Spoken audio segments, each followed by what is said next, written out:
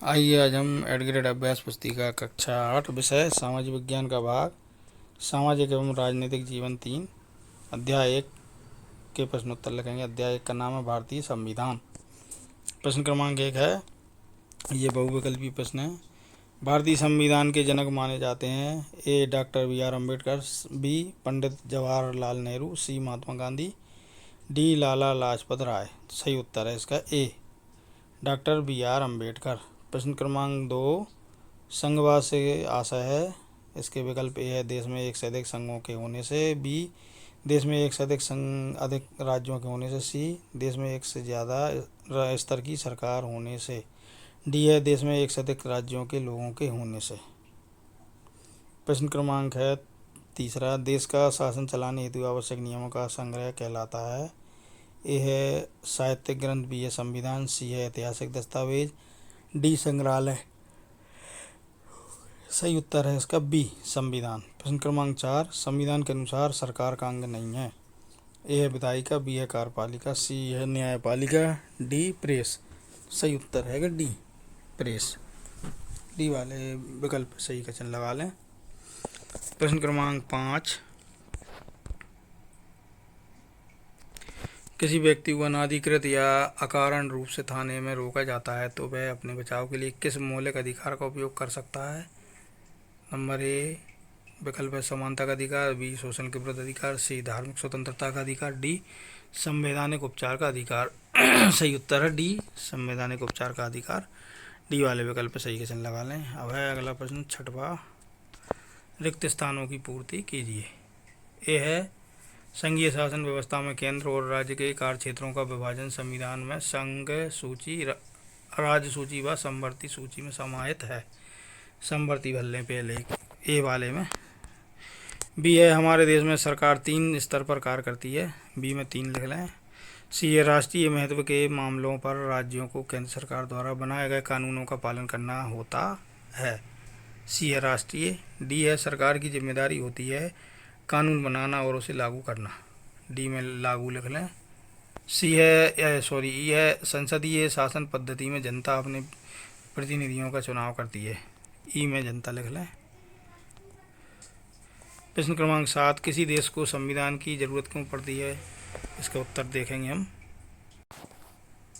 उत्तर है इसका संविधान कई उद्देश्यों की पूर्ति करता है। यह दस्तावेज उन आदर्शों को सूत्रबद्ध करता है जिनके आधार पर नागरिक अपने देश को अपनी इच्छा और सपनों के अनुसार रच सकते हैं। नंबर 2 संविधान ऐसे नियम तय करता है जिनके द्वारा राजनेताओं के हाथों सत्ता के दुरुपयोग को रोका जा सके। तीसरा है संविधान द्वारा ही किसी देश की शासन व्यवस्था निर्धारित होती है। प्रश्न क्रमांक 8 है अब नेपाल में राजतंत्र कब खत्म हुआ। उत्तर है नेपाल में सन 2008 में राजतंत्र खत्म हुआ और नेपाल एक लोकतांत्रिक देश बन गया।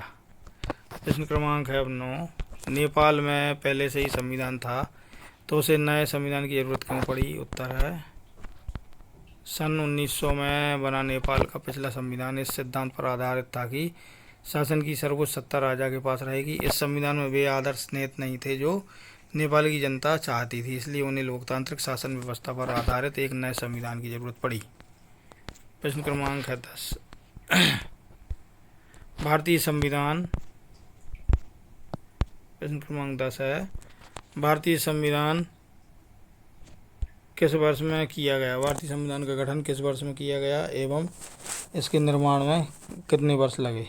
उत्तर है भारतीय संविधान सभा का गठन 1946 में किया गया था एवं इसके निर्माण में 3 साल लगे। प्रश्न क्रमांक 11 संघवाद से क्या आशय है। उत्तर है संघवाद इसका मतलब है देश में एक से ज़्यादा स्तर की सरकारों का होना। हमारे देश में राज्य स्तर पर भी सरकारें हैं और केंद्र स्तर पर भी। पंचायती राज व्यवस्था शासन का तीसरा स्तर है। प्रश्न क्रमांक है 12 सार्वभौमिक मताधिकार का अर्थ लिखिए। उत्तर सार्वभौमिक मताधिकार का मतलब है कि अपने प्रतिनिधियों के चुनाव में देश के सभी लोगों की सीधी भूमिका होती है। प्रश्न क्रमांक 13 सरकार के तीनों अंगों के नाम लिखें। कानून को लागू करने का काम किस अंग के द्वारा किया जाता है। उत्तर है संविधान के अनुसार सरकार के 3 अंग होते हैं, विधायिका, कार्यपालिका और न्यायपालिका। कार्यपालिका ऐसे लोगों का समूह है जो कानूनों को लागू करने और शासन चलाने का काम देखते हैं। प्रश्न क्रमांक 14, भारतीय संविधान की अंतरात्मा किसे कहा जाता है? उत्तर, मौलिक अधिकारों वाला खंड भारतीय संविधान की अंतरात्मा भी कहलाता है। औपनिवेशिक शासन ने राष्ट्रवादियों के दिमाग में राज्य के प्रति संदेह का भाव पैदा कर दिया था, इसलिए राष्ट्रवादी चाहते थे कि स्वतंत्र भारत में राज्य की सत्ता के दुरुपयोग से बचने के लिए लिखित अधिकार होने चाहिए। लिहाजा मौलिक अधिकार देश के सभी नागरिकों को राज्य की सत्ता के मनमाने और निरंकुश इस्तेमाल से बचाते हैं। प्रश्न क्रमांक 15, भारतीय संविधान में नीति निर्देशक तत्वों का खंड क्यों जोड़ा गया है?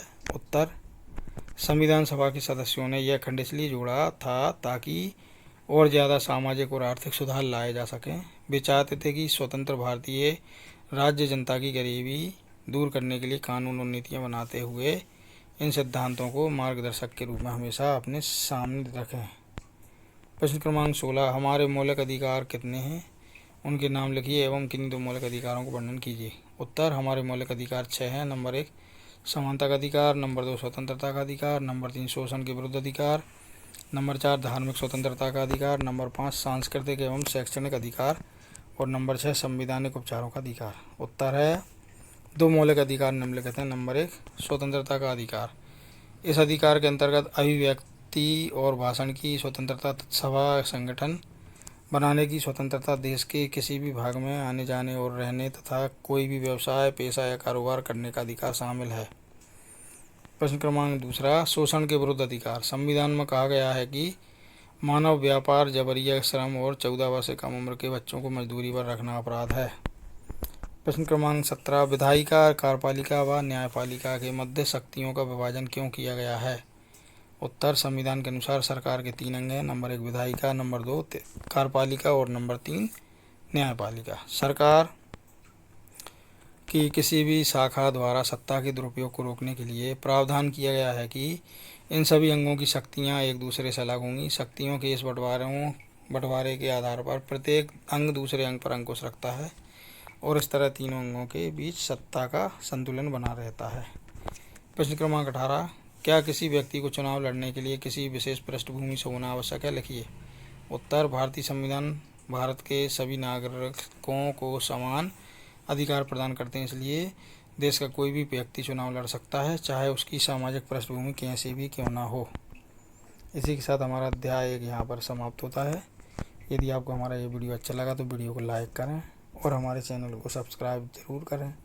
इसी प्रकार के और अधिक वीडियो यदि आप देखना चाहते हैं तो हमारे चैनल को सब्सक्राइब अवश्य करें, बेल आइकन को प्रेस करें ताकि आगे आने वाले वीडियो के नोटिफिकेशन आपको मिलते रहें। धन्यवाद।